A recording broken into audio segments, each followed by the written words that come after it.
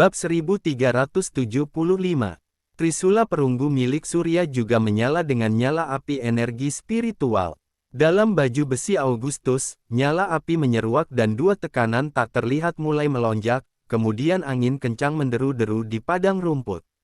Tatapan Surya menjadi tegas. Dia langsung melemparkan pedang pengadilan ke dalam ruang penyimpanan. Augustus mengerutkan kening, tapi nyala api di baju besinya mulai menghilang. Kalau bukan karena perintah yang mulia Oberon, aku sangat ingin bertarung seni bela diri denganmu, sahut Augustus perlahan. Surya tersenyum dingin sambil berkata, aku bersedia kapan saja. Augustus mengangguk pelan, lalu berbalik dan berteriak, semua kesatria dewa dan prajurit suci, cepat masuk ke portal dan kembali ke markas organisasi cahaya dewa untuk menerima hukuman kalian. Kami akan mematuhi perintah malaikat tertinggi. 10 kesatria dewa dan 1000 prajurit suci sama sekali tidak merasa ragu dengan perintah Augustus. Mereka semua mulai berbaris memasuki portal. Surya diam-diam menyaksikan pasukan organisasi cahaya dewa yang perlahan menghilang ke dalam portal. Pada akhirnya, Augustus melemparkan mayat 3 serangkai itu langsung ke portal, lalu menatap Surya dan berkata, aku ingin menyampaikan sesuatu kepadamu. Katakan, balas Surya perlahan. Augustus mengucapkan kata demi kata, kita semua sedang dalam perjalanan untuk melawan kekacauan, jadi nggak perlu terlibat dalam hal yang nggak perlu. Setelah berkata demikian, Augustus masuk ke portal dan menghilang. Portal itu perlahan menutup dan menjadi pusaran spiritual, lalu perlahan menyusut sampai menghilang. Surya berdiri di tempat sambil melihat ke tempat portal itu menghilang dan berpikir. Augustus adalah sosok terkuat yang pernah dia lihat.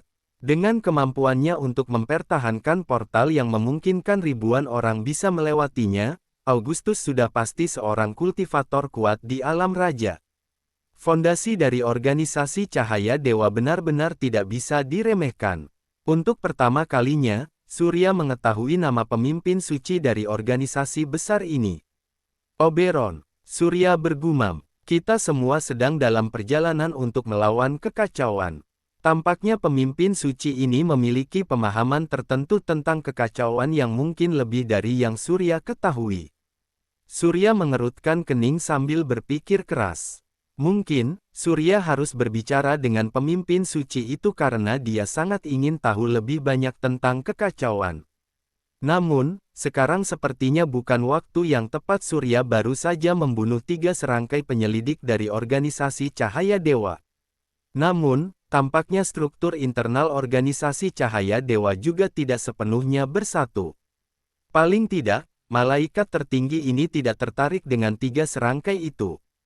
Karena malaikat tertinggi jelas bisa menyelamatkan 3 serangkai penyelidik, tetapi dia justru hanya memilih untuk menyelamatkan para kesatria dewa dan prajurit suci.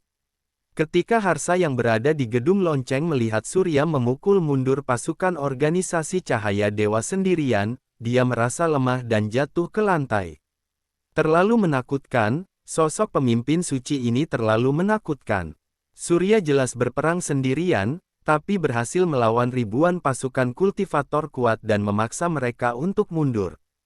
Kota Lasso terselamatkan, begitu pula dengan dirinya. Harsa terbaring di lantai, terengah-engah seperti ikan mati dan berkeringat banyak, tetapi seluruh tubuhnya terasa nyaman. Bara memimpin pasukan penjaga yang hanya terdiri kurang dari 100 orang berjalan ke arah Surya, menyaksikan Augustus masuk ke portal dan menghilang. Mereka menatap pemimpin suci dengan tatapan kosong dan perasaan campur aduk. Ternyata yang mulia pemimpin suci benar-benar bisa melakukannya. Surya kembali menatap bara dan pasukan penjaga sambil berkata, dengan tenang, ayo kembali, semua sudah berakhir. Surya berbalik, lalu berjalan menuju kota Lasso. Bab 1376. Bianca memimpin pasukan penjaga untuk mengawal Surya. Surya seperti seorang jenderal yang kembali dengan penuh kemenangan. Begitu kembali ke kota Lasso, Surya menyampaikan pidato singkat di markas pusat kota Lasso, lalu kembali ke Barnes bersama Bara dan yang lainnya. Di bawah perintah Harsa, kota Lasso mulai membangun markas kecil di mana-mana. Semua orang juga mulai bergabung dengan organisasi Dewa Naga Api dengan antusias. Saat Surya kembali ke markas pusat Barnes, hari sudah keesokan paginya. Di ruang konferensi, Surya bertemu dengan Karl dan yang lainnya. Setelah Surya menceritakan ulang secara rinci, semua orang tidak bisa berkata apa-apa selain merasa kagum. Semuanya, aku yakin dalam waktu dekat ini, kecil kemungkinan kita akan berkonflik dengan organisasi Cahaya Dewa. Jadi, tolong fokus untuk mengembangkan organisasi, kata Surya. Saat ini, Karl ragu-ragu untuk berbicara. Surya yang menyadari hal ini, langsung menambahkan, kalau ada yang ingin dikatakan, katakan saja. Yang mulia, uang kita sudah nggak cukup, sahut Karl dengan canggung. Surya bertanya dengan tertegun, 20 triliun sudah habis semua. Belum, tapi akan segera habis, sahut Karl. Cepat sekali, apa pengeluaran kita sangat besar? Tanya Surya yang tidak bisa menerimanya. Bagaimanapun, itu sebanyak 20 triliun. Karl menghela napas, lalu menjelaskan perlahan, perkembangan kita terlalu cepat. Membangun markas, membantu para keluarga pengikut yang mengalami kesulitan, juga membayar gaji kepada para staf di semua tingkatan. Semua itu menghabiskan banyak uang. Meskipun ada sejumlah dana dari pemerintah daerah dan sumbangan dari beberapa pengikut yang kaya raya, itu semua masih kurang. Surya perlahan bersandar di kursi, terlihat sedikit tertekan. Surya sendiri tidak punya banyak uang. Masa dia perlu menggunakan uang konsorsium pelita? Yang mulia, apa kita harus memperlambat laju perkembangan? Kita nggak akan bisa bertahan kalau terus seperti ini, ucap Karl. Surya segera melambaikan tangannya sambil menyahut dengan tegas, enggak, terus kembangkan dengan sekuat tenaga. Untuk masalah uang, aku akan mencari solusinya. Ketika mendengar ini, Karl hanya bisa mengangguk tak berdaya. Setelah rapat selesai, Surya kembali ke kamarnya, lalu duduk di sofa sambil melihat keluar jendela dan merasakan sakit kepala yang hebat. Uang merupakan hal yang sangat sulit untuk ditangani. Setelah berpikir panjang, Surya berencana kembali ke kota Juwana dalam beberapa hari untuk memikirkan solusi. Perkembangan organisasi ini tidak boleh dilakukan dengan santai. Hal ini merupakan kekuatan pribadi Surya dan juga cara untuk mengintip rahasia dewa, jadi dia tidak boleh berhenti. Saat sedang berpikir keras, Surya mendengar suara Mailin di luar pintu. Yang mulia, bolehkah aku masuk? Surya menghela napas sambil menyahut, silakan masuk. Mailin mendatangi Surya sambil memegang sepiring buah, membungkuk, lalu meletakkannya di atas meja. Saat ini, Mailin mengenakan atasan ketat berleher rendah berwarna krem, rok hitam yang menutupi bagian belakangnya dan sepasang sepatu hak tinggi berwarna biru terang. Ketika Mailin membungkuk untuk meletakkan piring buah, bukit kembarnya terlihat dan hampir mengenai wajah Surya. Rok pendeknya hampir memperlihatkan pakaian dalamnya. Surya terbatuk sambil menggerakkan tubuhnya. Mailin memanfaatkan situasi ini untuk duduk di samping Surya. Dia meletakkan tangannya di paha Surya, lalu meremasnya sambil berkata, "Yang mulia, kamu pasti sangat capek. Biar aku menghilangkan rasa capekmu." "Nggak perlu," jawab Surya dengan canggung. Namun, Mailin tidak berhenti, justru mencondongkan tubuhnya lebih dekat dan berkata dengan lembut, "Yang mulia, kamu harus istirahat sebentar. Kamu pasti capek karena harus ke sana kemari setiap hari. Kalau kamu kelelahan, semua orang di organisasi akan merasa sedih." Untuk sesaat, Surya belum terbiasa dengan kalimat itu, jadi terlihat cukup canggung. Mailin menggigit bibirnya samar, lalu mulai mengelus sekujur tubuh Surya dan secara bertahap menekan tubuh Surya. Aroma yang harum, bentuk tubuh yang indah dan sosok yang lembut, membuat api mulai berkobar di hati Surya. "Yang mulia, apa kamu merasa nyaman?" tanya Mailin sambil berlutut di hadapan Surya, mengulurkan tangannya ke leher Surya dan mulai memijat punggung Surya. Bukit kembar itu langsung menempel di wajah Surya. Napas Surya berangsur-angsur menjadi lebih berat. "Yang mulia, ada apa di bawah sana?" "Itu menekanku," seru Mailin tiba-tiba. Bab 1377. Hati Surya diliputi dengan amarah.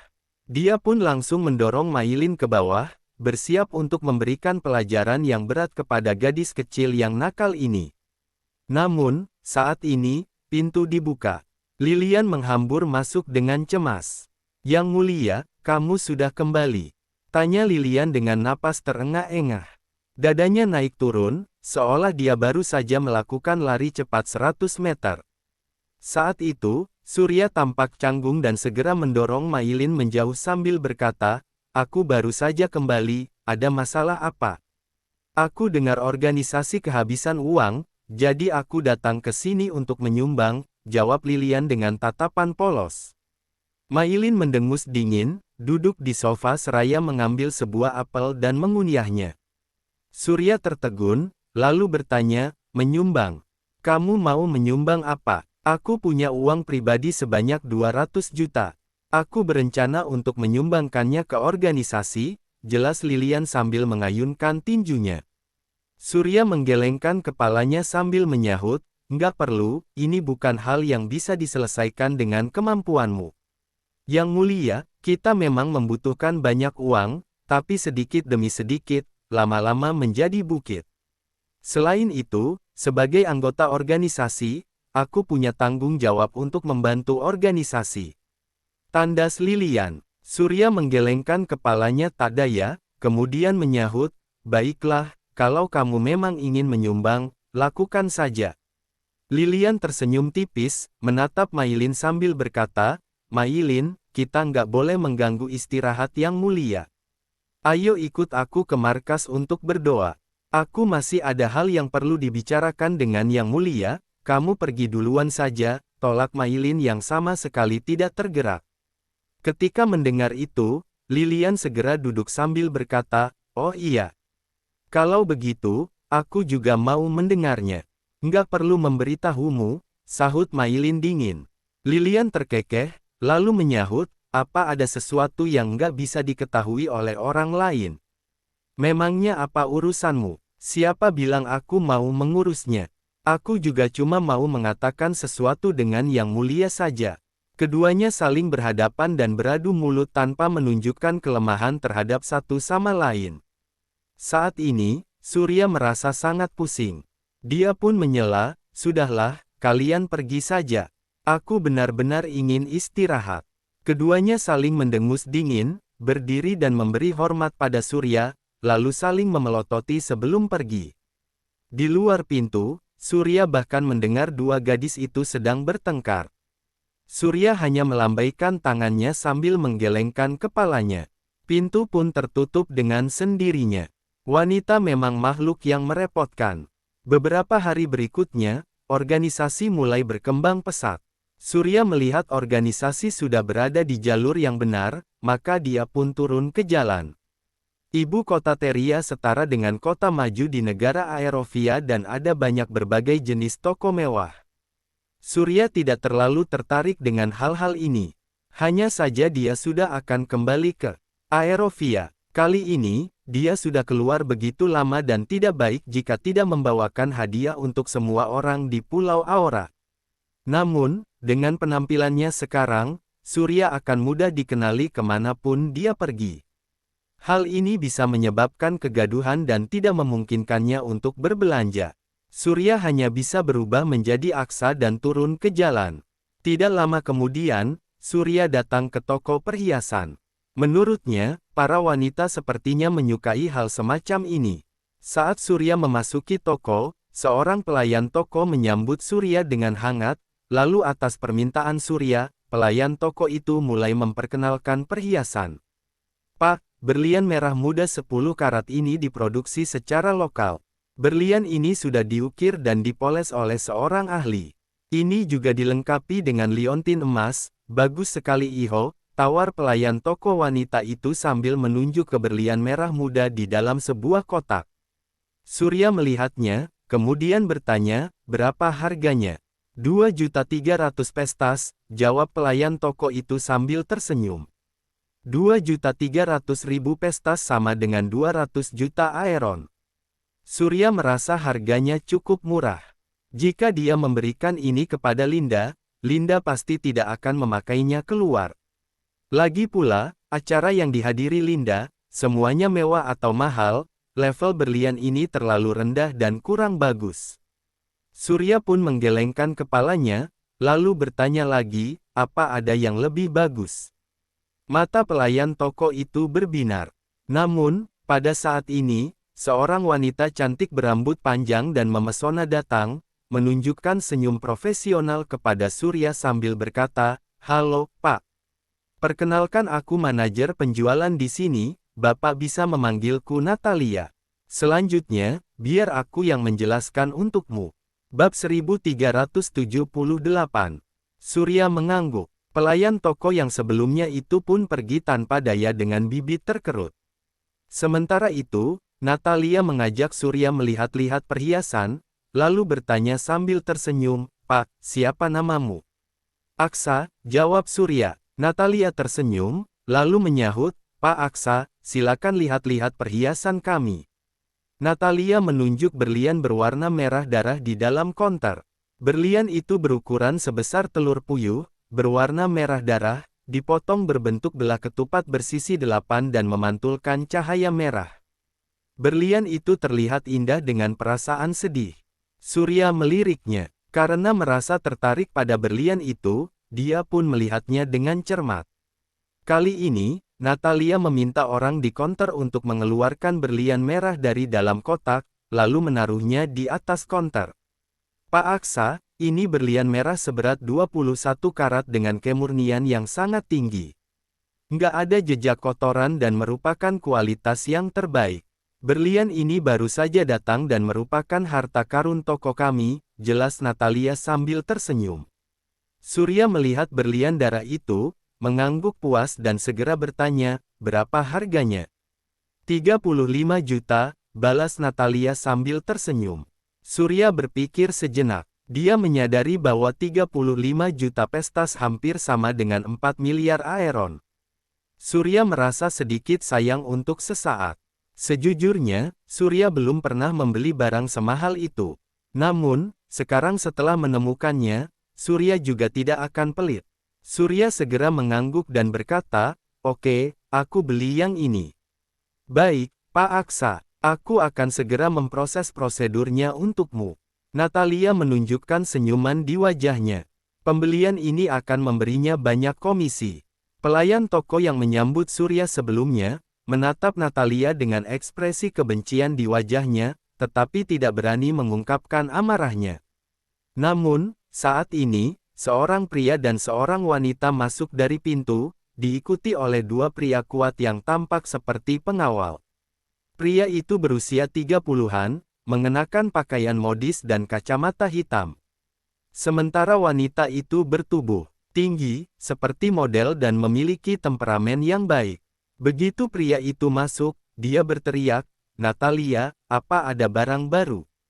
Mendengar ini, Natalia menengok ke belakang.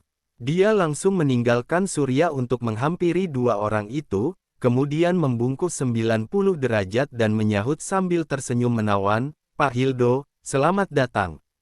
Hildo menatap Natalia dengan kepala terangkat tinggi sambil bertanya, "Kamu tuli?" "Ya."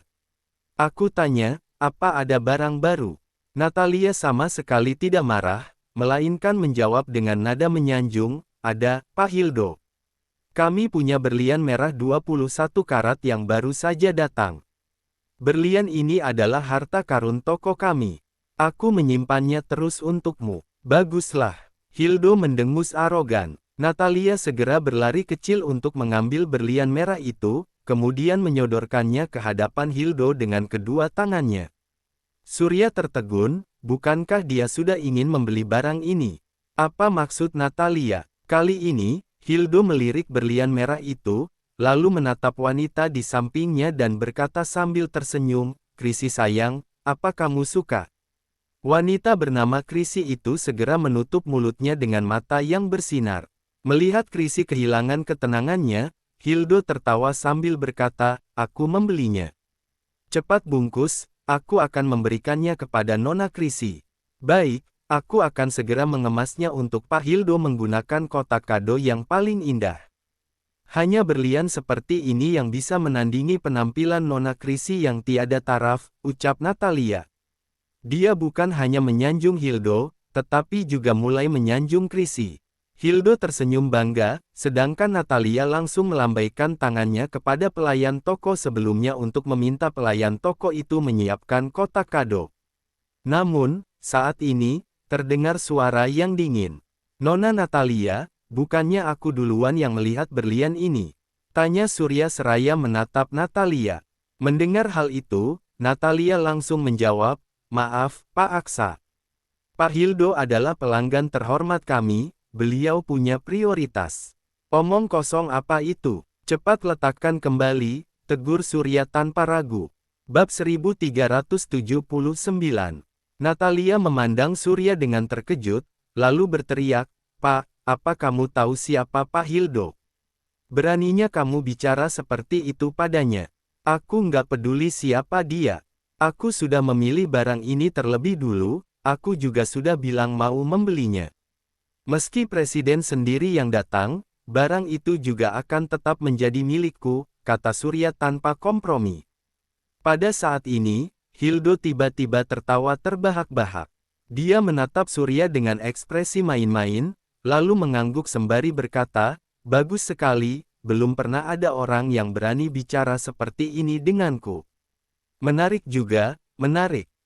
Bungkus barang itu untukku, aku buru-buru mau pergi, kata Surya dengan dingin. Hildo mendengus dingin, lalu berkata, setelah mengutukku, kamu mau pergi begitu saja. Apa kamu sedang meremehkanku? Kamu pikir kamu siapa? Apa aku masih perlu menganggapmu serius? Surya menunjukkan ekspresi mengejeknya yang khas lagi. Hildo langsung murka. Saat ini, Natalia berkata dengan lantang, Pak Hildo adalah putra Gubernur Barnes. Apa kamu sudah nggak ingin hidup lagi? Surya tercengang. Pada saat ini, Hildo tersenyum kejam. Hildo berjalan menghampiri Surya, mengelilingi Surya 2 kali, lalu berseru, kenapa? Kamu terkejut? Ya, bukankah kamu bertingkah sangat hebat tadi? Natalia juga ikut berkata dengan ekspresi meremehkan, orang sepertimu benar-benar nggak tahu malu. Aku sudah bilang sejak awal padamu kalau kamu nggak bisa menyinggung perasaan Pak Hildo, tapi kamu masih saja begitu sombong. Apakah kamu sudah takut sekarang? Dari mana kalian lihat kalau aku takut? Sebelum Natalia dan Hildo sempat berbicara, Surya tiba-tiba melayangkan tamparan tanpa peringatan. Suara nyaring tamparan terdengar saat Hildo ditampar dengan keras hingga separuh wajahnya langsung membengkak. Beberapa pelayan toko lain berteriak ketakutan. Namun, Natalia dan Hildo hanya terdiam dengan ekspresi tidak percaya di wajah mereka. Sementara itu, kedua pengawal Hildo langsung maju setelah keterkejutan sesaat. Setelah beberapa saat, Hildo akhirnya bereaksi. Dia berteriak dengan marah, bunuh dia. Tanpa mengucapkan sepatah kata pun, kedua pengawal itu bergegas maju untuk melayangkan serangan ke arah Surya. Namun, kemudian dua suara keras terdengar. Kedua pengawal itu terbang hingga beberapa meter jauhnya, menghancurkan meja sebelum jatuh ke lantai dengan begitu keras sampai mereka tidak mampu bangkit kembali. Natalia dan Hildo semakin terkejut. Mereka menatap Surya dengan ekspresi tidak percaya. Para pelayan toko lain bersembunyi jauh setelah berteriak ketakutan. Pada saat ini, Surya berkata dengan nada dingin, dasar nggak berguna. Tidak tahu apakah Surya sedang membicarakan tentang dua pengawal itu atau Hildo, tapi tingkat kemarahan Hildo sudah mencapai titik maksimal saat ini. Ayahnya adalah Gubernur Barnes, seorang pejabat negara, juga salah satu dari 5 tokoh teratas di seluruh negara Teria. Kapan dia pernah dipermalukan oleh orang lain seperti ini? Hildo menutupi wajahnya dengan tangannya, melangkah mundur perlahan sambil tetap menatap Surya dengan tajam. Dia berkata, bocah, jangan harap kamu bisa pergi. Apa aku bilang aku akan pergi? Tanya Surya sambil menarik kursi untuk duduk dengan anggun. Menghadapi orang-orang seperti itu, filosofi Surya masih selalu sama. Mereka harus dibuat patuh. Pertama, Surya akan memberi mereka pelajaran agar mereka tidak berani bertindak sembarangan. Kedua, dia juga bisa menghindari masalah yang tidak perlu di kemudian hari. Karena bagi beberapa orang, kalau dia tidak menunjukkan kekuatannya pada mereka, orang-orang ini akan terus mencari celah untuk membuat masalah dengannya. Surya tidak punya waktu untuk berdebat dengan orang-orang seperti itu. Saat melihat Surya duduk dengan tenang seperti itu, Hildo tanpa ragu mengambil teleponnya, lalu mulai menelepon. Setelah selesai menelepon, Hildo langsung berjalan menuju pintu, mengambil kursi untuk duduk menghalangi pintu seolah dia takut Surya akan melarikan diri. Bab 1380. Surya terkekeh, menyalakan rokok dengan santai, lalu mulai merokok. Pada saat ini, Natalia akhirnya tersadar. Dia segera menghampiri sisi Hildo, lalu bertanya dengan penuh perhatian, "Pak, apa kamu baik-baik saja?" Tiba-tiba, Hildo menamparkan wajah Natalia dengan keras, lalu berkata dengan nada dingin, "Pergi sana." Natalia merasa malu karena perhatiannya dibalas dengan tamparan, tapi dia tidak berani membalas. Sebaliknya, dia melampiaskan amarahnya pada Surya. Natalia menatap Surya dengan tajam sambil berteriak, "Dasar anak muda nggak tahu malu. Tunggu saja sampai Pak Feris datang. Aku mau lihat bagaimana kamu akan mati. Dasar wanita jalang," balas Surya. Namun, harga diri Natalia seakan terinjak-injak dengan satu kata ini. Dia berteriak dengan marah, "Siapa yang kamu sebut wanita jalang? Kamu, kenapa memangnya?" tanya Surya sambil menatap Natalia. Natalia merasakan hawa dingin di hatinya tanpa alasan, tapi dia tetap membalas, "Tunggu saja, kamu akan segera tahu betapa menakutkannya Pak Hildo." Surya terkekeh, tidak lagi menghiraukan Natalia. Dia tidak ingin bersusah payah berbicara dengan orang yang suka menjilat penguasa dan merendahkan orang jain. Setelah berpikir sejenak, Surya mengeluarkan ponselnya untuk membuat panggilan. Setelah beberapa saat, panggilan itu tersambung. Surya pun berkata dengan nada dingin, "Terence, datang ke toko perhiasan Sofia sekarang juga." "Yang mulia, apa yang terjadi?" Terence bisa mendengar nada suara Surya yang sedikit tidak senang, jadi dia bertanya dengan hati-hati. Surya mendengus dingin, "Kamu akan tahu begitu kamu sampai di sini." Setelah mengatakan itu, Surya langsung menutup teleponnya. Melihat karakter Hildo, Surya tahu bahwa ayahnya Hildo pasti tidak akan jauh lebih baik. Jika orang dengan karakter seperti itu menduduki sebuah posisi penting, itu jelas bukan hal yang baik. Namun, begitu Surya menutup telepon, Natalia bertanya dengan tidak percaya, "Apa aku nggak salah dengar? Kenapa aku seperti mendengar nama Pak Presiden? Kenapa aku nggak boleh mengenal Presiden?" tanya Surya sambil terkekeh. Natalia tertegun sejenak, lalu tertawa mengejek. Dia menatap Surya dengan ekspresi merendahkan di wajahnya sambil berkata, "Kamu berani mengatakan hal seperti itu? Apa orang sepertimu bisa mengenal Presiden? Kamu pasti hanya takut dan ingin menakut-nakuti saja. Bocah, sekarang nggak ada lagi yang bisa menyelamatkanmu. Jangan coba-coba kabur. Tunggu saja kematianmu," kata Hildo dengan wajah muram. Jelas sekali bahwa mereka berdua tidak berpikir kalau Surya akan mengenal Terence. Mereka berpikir bahwa Surya hanya sedang mencoba menakut-nakuti mereka. Surya hanya terkekeh, tetap mengabaikan mereka. Dia tinggal menunggu untuk melihat pertunjukan saja. Sekitar 10 menit kemudian, deru mobil terdengar di jalan. Ada puluhan mobil yang berhenti di depan toko perhiasan. Puluhan penjaga bersenjata turun dari mobil, lalu mengepung toko perhiasan sementara sekelompok tim kecil penjaga masuk ke toko perhiasan untuk melindungi Hildo. Pada saat yang sama, dari salah satu mobil mewah, turunlah seorang pria gemuk yang memiliki berat sekitar 150 kg. Dia terlihat sangat gemuk dengan kumis di wajahnya.